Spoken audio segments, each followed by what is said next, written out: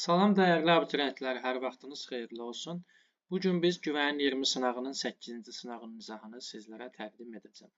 Gəlin başlayaq sualların izahına. Birinci sualda qeyd olunur ki, Euler-Venn diaqramını tamamlamayan bəndi müəyyən edin.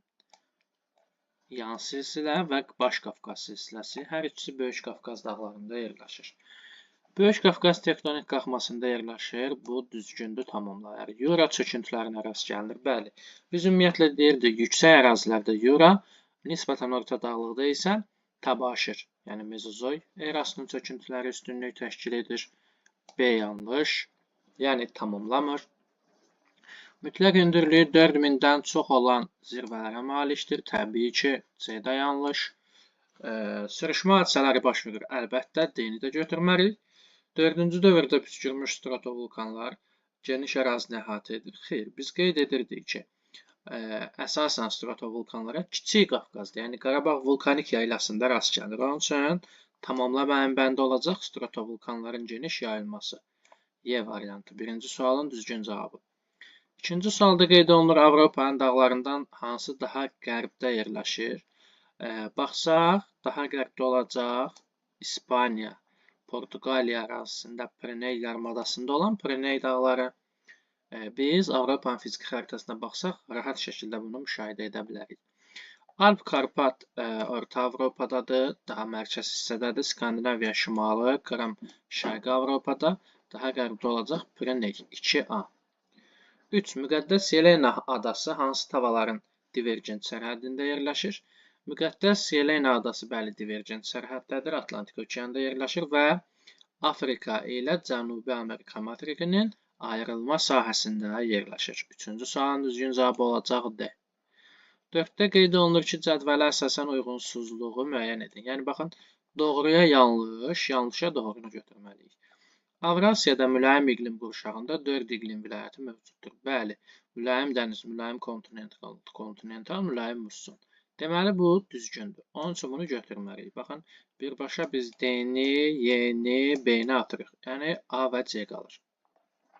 Subtropik iqlim qurşağında dağların ekvatora baxan yamazlarında qar xətti daha aşağı, əks yamazlarında isə nisbətən hündür olur. Xeyr, ümumiyyətlə, günəşə baxan yamaz, çünki ekvatora baxan yamaz deyirsə, deməli, günəşə baxır. Günəş ondan cənubdadır. Ekvatora baxan yamazın qar xətti daha hündürdən keçər. Əks yamacın, şimal yamacın isə daha aşağıdan. Onun üçün bu yanlış olduğu üçün 2-ni götürərik. 3-də qeyd olunur ki, göllərin ümumi sahəsinə görə Şimali Amerika yalnız Avrasiyadan geri qalır. Bəli, bu düzgündür.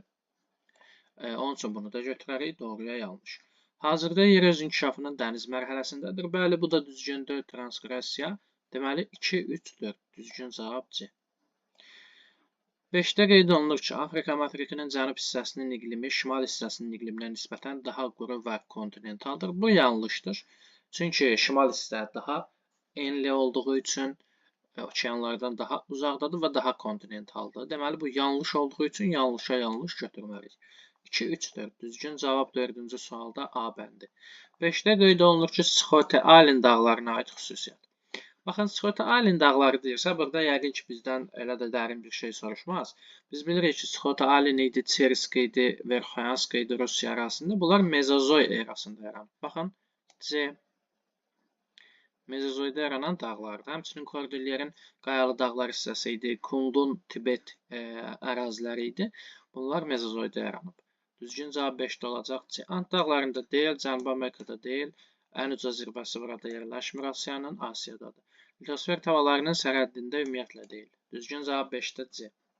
6-da deyir ki, doğru olmayan bəndi müəyyən edin. Alunit, zəylik, düzgün.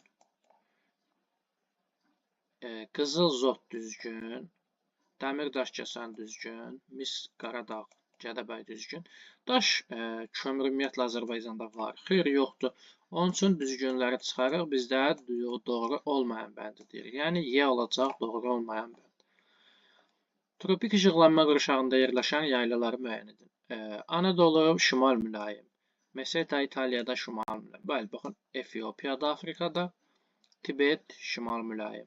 Gviyanadır, Cənubi Amerikanın şimalında və Braziliyadır, Cənubi Amerikanın mərkəz hissələrində təxminən. 3, 5, 6. Bu ərazilər tropiklərin arasında yəni tropik işıqlanma qurşağında yerləşən denudasyon düzənliklər, yəni yaylalardır. 8-də qeyd olunur ki, klasteri tamamlayın. Okean səviyyəsindən yuxarıda yerləşir. Denudasyon düzənlikdir. Deməli, yayladır. Ovalıqları çıxdıq. Qaldı A və C. Zəlzələ və müasir dağ əmələ gəlmə zonasına daxildir. Deməli, C-ni də çıxarıq. Çünki Qiviyana yaylası zəlzələ və müasir dağ əmələ gəlmə zonasından kənarda yerləşir. Anadolu yaylası isə Alp-Himalay geosinklonal qurşağında yerləşir və zəlzələ və müasir dağ əmələ gəlmə zonasına daxildir. Deməli, 8-ci sualın düzgün cavabı olacaq A. Anadolu yaylası. 9-da qeyd olunur ki, Azərbaycanla qonşu ölkələr arasında sərhəd təşkil edən dağ silsilələrini müvafiq olaraq müəyyən edin. Sudur silsiləsi biz bilirik Rusiya iləndir, Şərqi Göyçə Ermənistan, Talış silsiləsi İrandan. 1B, 2C, 3A. Düzgün cavab 9-da A bəndi. 10-da qeyd olunur ki, 21 mart tarixində 10 dərəcə qərb uzunluğunda çıxan günəş 12 saatdan sonra hansı coğrafi uzunluqda batar? 21 martda 12 saat gecə, 12 saat gündüz olur və 10 dərəcə qərb uzunluğunda günəş çıxıbsa 12 saatdan sonra elə həmin məntəqədə batacaq. Yəni 10 dərəcə qərb uzunluğunda. Baxın, biz 10 dərəcə qərb uzunluğundayıq. Gündüzün uzunluğu 12 saatdır. Günəş çıxdı. 12 saatdan sonra nə olacaq? Günəş batacaq. Deməli, elə həmin məntəqədə. 10-cu sualın düzgün cavabı D. 11-də qeyd olunur. Hansı materiklərin bütün ərazilərində qütb ulduzunu görmək mümkündür? Qütb ulduzunu biz ancaq şimal yarımkürəsində görə bildiyimiz üçün Cənubi Amerikanı çıxarıq, Afrikanı çıxarıq, Afrikanı, Cənubi Amerikanı çıxarıq, Cənubi Amerikanı çıxarıq. Baxın, şimal materikləri yalnız şimalda, ekvatordan şimalda yerləşən, ekvatorun kəsmədiyi materiklər, Şimali Amerika və Avrasiya. 11-ci sualın düzgün cavabı B. Ölçülərinə görə daha kiçik olan planet hansıdır? Daxili planetlər daha kiçik olduğu üçün xarici planetləri çıxarıq. Merkur, Venera, Yer bunlardan böyükdür və ən kiçiyi ümumiyyətlə Merkur, Günəşə ən yaxın planet, ən kiçiyi planetdir. 12-ci sualın düzgün cavabı A. Ceyrançölü müəyyən edin. Xəritə sxemə əsasən Ceyrançöl. Ceyrançöl, baxın, belə deyək də, Şəmkir su anbarı ilə Gürcüstan sərhədinin arasında bu ərazidə yerləşir. 2-də. 13-cü sualın düzgün cavabı B. 13-cü sualın daha doğrusu. 14-də qeyd olunur ki, 1 bölünsün 5 milyon miqyaslı xəritədə 3 şimal və enliyi və 12 cənub enliyi arasında meridian üzrə məsafə 32 sm olarsa tərifi hesablayın. Gəlin birinci həqiqi məsafəni tapaq. Yəni 50 km miqyasımızdır. 32 sm deməli xəritədəki məsafədir. Buna əsasən biz həqiqi məsafəni necə taparıq? 32-ni vurmalıyıq 50-yə. Bu edər 1600 km. Paralel üzrə məsafə isə 3 şimal enliyindən 12 cənub enliyinə 15 dərəcə məsafə var. 15 dərəcə də edəcək 1665 kilometr. Və 1665-dən də 1600-ü çıxsa, düzgün cavab olacaq 65 kilometr. Bu tipli məsələlər çox rahat həll olunur. Dəyərli abituriyentlər, ilk öncə miqyas və həqiqi məsafəyə uyğun biz tapırıq. Daha doğrusu miqyas və xəritədəki məsafəyə uyğun biz həqiqi məsafəni tapırıq. Daha sonra bizə verilən enlik və ya uzunluqlar arasında olan dərəcəni tapırıq. Yəni, baxın, 15 dərəcə meridian üzrə 111 km olduğu üçün 111-ə vurarıq və bunların fərqini tapmaqla təhrifi hesablaya bilirik. Cənub yarımkürəsinin okean səthində ən soyuq ay hesab olunur. Baxın, Cənub yarımkürəsinin okean səthində, quru səthində ən soyuq ay olacaq. Deməli, iyun ayı, daha doğrusu iyul ayı, okean səthindən soyuq ay olacaq avqust ayı. Yəni, bizdə ən isti ay olanda okean üzərində, Cənub yarımkürəsində ən soyuq ay olur okean üzərində. Aydındırmı? 15-ci sualın düzgün cavabı olacaq A bəndi. 16-da qeyd olunur, hansı tarixdən başlayaraq Azərbaycanda gündüzlərin uzunluğu artmağa başlayır. Baxın, 22 dekabr,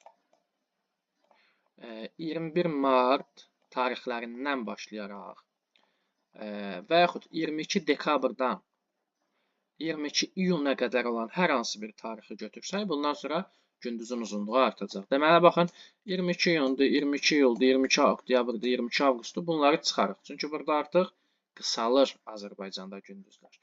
Lakin 22 dekabrdan sonra, qış gündönümündən sonra Günəş şimala doğru gəlir, yəni bizə yaxınlaşır. Günəş bizə yaxınlaşdıqca nə olacaq? Gündüzlərin uzunluğu artacaq. Düzgün cavab 16-da D. 17-də qeyd olunur Kür Araz ovalığında hansı çöküntülər üstünlük təşkil edir? Biz qeyd edirik ki, Kür Araz ovalığında 4-cü dövrün dəniz və çay çöküntüləri üstünlüyü təşkil edir. Baxın, Mezozoin Yura çöküntüləri əsasən yüksək dağlıqda olar Azərbaycanda. Paleogen çöküntüləri əsasən Naxçıvanda, deməli, Dərələyəzdədir. Paleozoid çöküntüləri, deməli, əsasən Azərbaycanda alt paleozoya aid çöküntülər iki yerdədir, ən qədim sıxırlar. Bir Əsrik çay, Zəyəm çayda, bir də Naxçıvanda, Sərdərək və Dərələyəzdə. Neogen çöküntüləri isə Azərbaycanda əsasən Ceyrançöl, Acınohur və Abşeron, Qobustanda daha geniş yayılır. Deməli, 17-də düzgün cavab olacaq C. 18-də qeyd olunur ki, hansı coğrafi uzunluğu ilə 180 dərəcəlik meridian xətti arasında vaxt fərqi 1 saatdan çoxdur. Yəni 15 dərəcədən daha çox uzaqlıqda yerləşən. Baxın, 175, 175, 5 dərəcə. 170 qərb, 170 şərq, 10 dərəcə. Amma baxın, 160 qərb ilə arasında 20 dərəcə fərq var. Bu deyilir 1 saat 20 dəqiqə. Aydındır, 20 dərəcə 1 saat 20 dəqiqə edir. Deməli, 18-də düzgün cavab olacaq Y bəndi. 19-da qeyd olunur ki, Fərqana şəhərinin coğrafi koordinatları 40 şimal enliyi və 72 şərq uzunluğudur. Buna əsasən Bakının Fərqanadan hansı istiqamətdə yerləşdiyini müəyyən edin. Baxın, bu olsun Qrinviç, bu olsun ekvator. 40 şimal enliyi. Fərqana 72 şimal enliyindədir, Bakı 50 şimal enliyində. İndi deyir ki, Bakı Fərqanadan hansı istiqamətdədir? 270 azimutda, yəni qərb istiqamətində. Düzgün cavab olacaq 19-da B. 20-də qeyd olunur ki, yaz gecə gündüz bərabərliyi günündə 40 dərəcə şimal enliyində yerləşən məntəqəyə günorta vaxtı günəş şüalarının 40 dərəcə bucaq altında düşməsinin səbəbi nədir?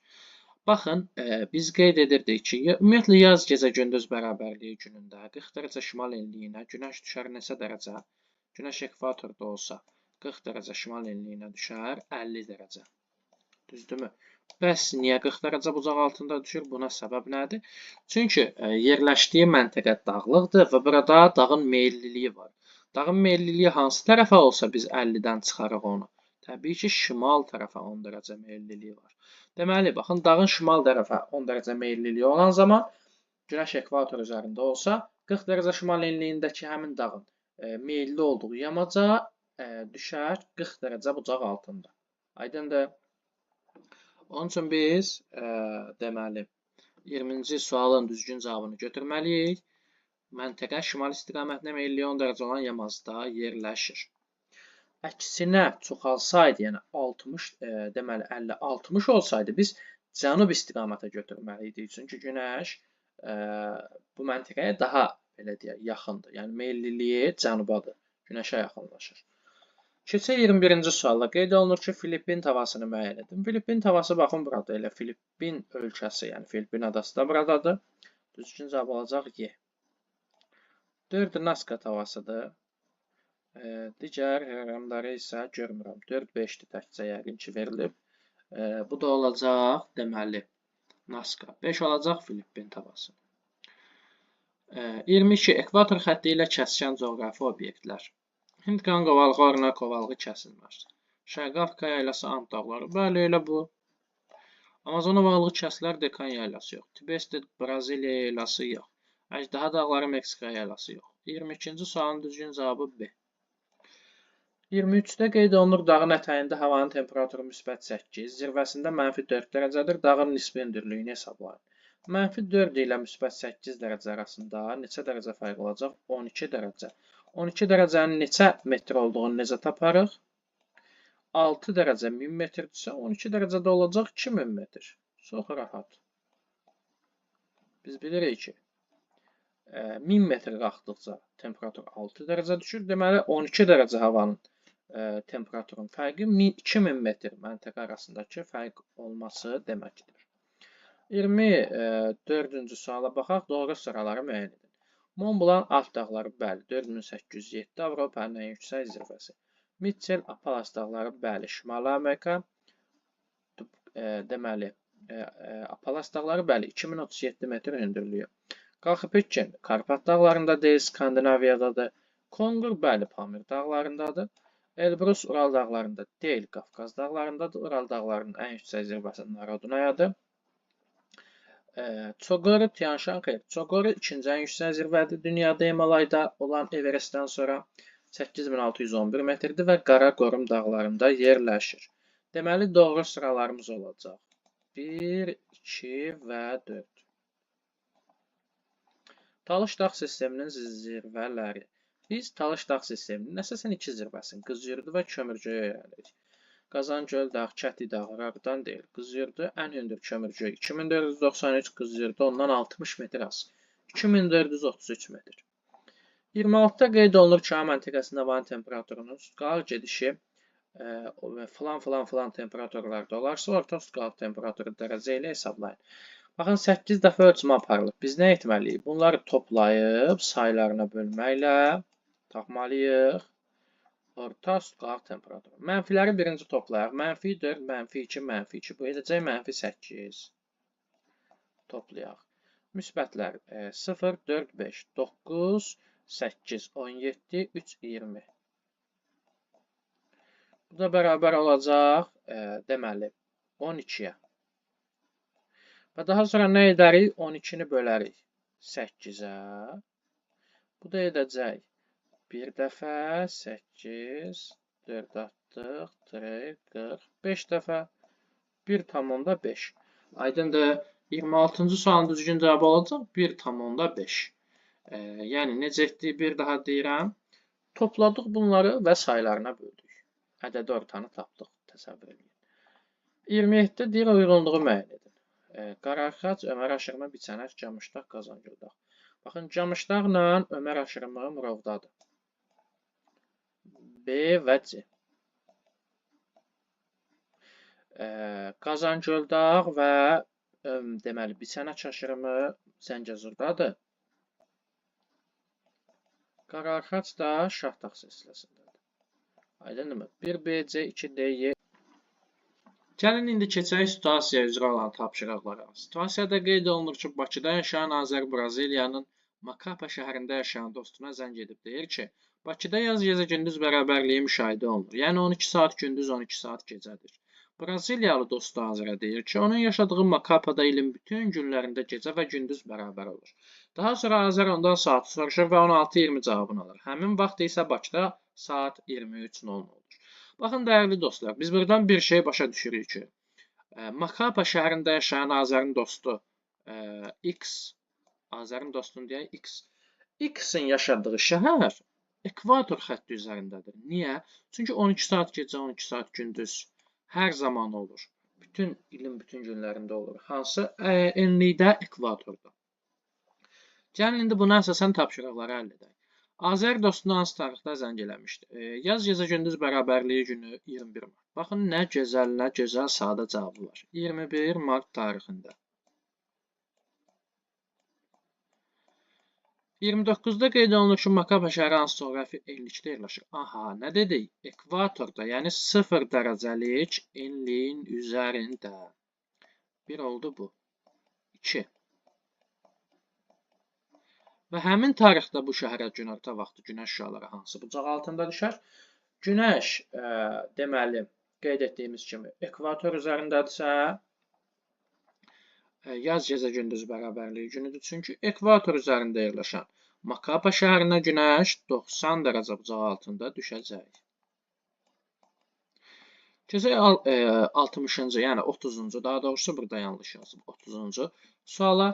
Makapa şəhəri ilə Bakı şəhəri arasındakı yerli vaxt fərqini, baxın, 16:20, 23:00.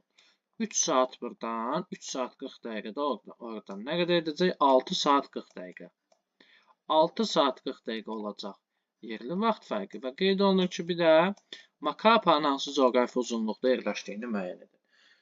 Bakı ilə arasında 6 saat 40 dəqiqə fərq varsa, hesablayarıq. 6-nı vurarıq 15-ə. 90. 40 dəqiqədə bölərik 4-ə 10 dərəcə. Deməli, 100 dərəcə bu iki şəhər arasında fərq var. Bakı 50 dərəcə şərq uzunluğundadırsa və bu məntəqə Bakıdan, deməli, 6 saat 40 dəqiqə geridədirsə, yəni 100 dərəcə qərbdədir. 50 şərq uzunluğundan 100 dərəcə qərbə getsək, biz çatarıq 50 dərəcəlik qərb uzunluğuna. Aydın oldu mu dostlar? İkinci tapşırığın 30-cu sualda düzgün cavabı olacaq 50 dərəcə. Bu qədər dəyərli abituriyentlər, 8-ci sınavımızın da sonuna gəlib çatdıq. İzlədiyiniz üçün təşəkkür edirəm.